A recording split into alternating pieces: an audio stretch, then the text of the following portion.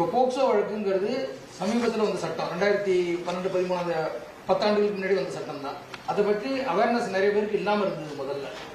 இப்போ government as a whole அப்ரோச்சில் காவல்துறை மட்டும் இல்லை, பள்ளிக்கல்வித்துறை, சோஷியல் வெல்ஃபேர் எல்லாரும் சேர்ந்து, ஆயுதரோட வெல்ஃபேர் எல்லாரும் சேர்ந்து போக்சோவை பற்றி அவேர்னஸ் இன்க்ரீஸ் பண்ணுறோம். எல்லாருக்கும் போய் சொல்கிறோம், போக்சோ கேஸ் இருந்தால் கம்ப்ளைண்ட் பண்ணுங்க. இப்போ தைரியமாக ஸ்கூலில் ஒரு வாத்தியார் குழந்தைய தப்பாக டச் பண்ணாருன்னா வந்து சொல்கிறாங்க. இது 10 வருஷம் முன்னாடி நடக்கல.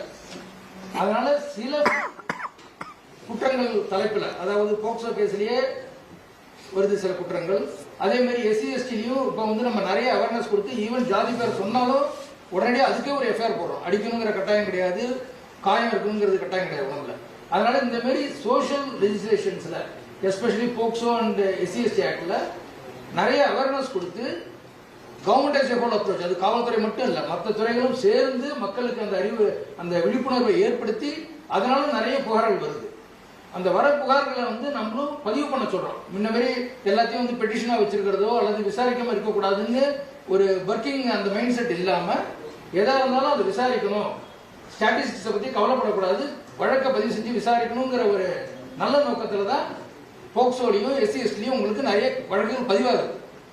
நம்ம வந்து குற்றங்கள் நிறையன்னு சொல்லி சமுதாயத்தையே நம்ம வந்து ஏதோ ஒரு நெகட்டிவா பார்க்க ஆரம்பிச்சிட்டோம்னா அப்புறம் மக்களுக்கு இதை சொல்றதுக்கு கொஞ்சம் தயக்கம் வந்துடும். ஏதோ நம்ம ஏதோ சொசைட்டில நம்மளே ரொம்ப கீழே போயிட்டோமோன்னு. அப்படி கிடையாது. போக்சோ குற்றங்கள் நடந்தால் நமக்கு வரணும். நம்ம எல்லா குற்றத்தையும் நாங்கள் சால்வ் பண்ணுறது தான் இருக்கிறோம். இது வரைக்கும் இப்போ ரீசெண்டாக வந்த குற்றங்களில் கூட ஒரு 2 கேஸ் தான் இப்போ அண்டர் இன்வெஸ்டிகேஷன் இருக்கு. பாக்கி எல்லாத்தையும் நம்ம அக்யூசரை கண்டுபிடிச்சிட்டோம், அரெஸ்ட் பண்ணிட்டோம். அதனால தமிழக காவல்துறையை பொறுத்தவரை மக்களுக்கு எந்த குற்றம் நடந்தாலும் அது சீரியஸ் குற்றம் தான்.